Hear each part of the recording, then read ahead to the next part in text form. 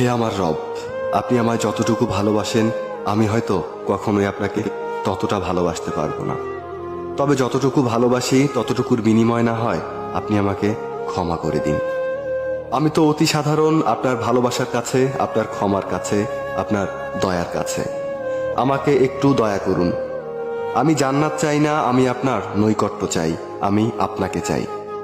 আমি আপনাকে এমনভাবে ভালোবাসতে চাই যেভাবে ভালোবাসলে আপনি আমার উপর সন্তুষ্ট হয়ে যাবেন।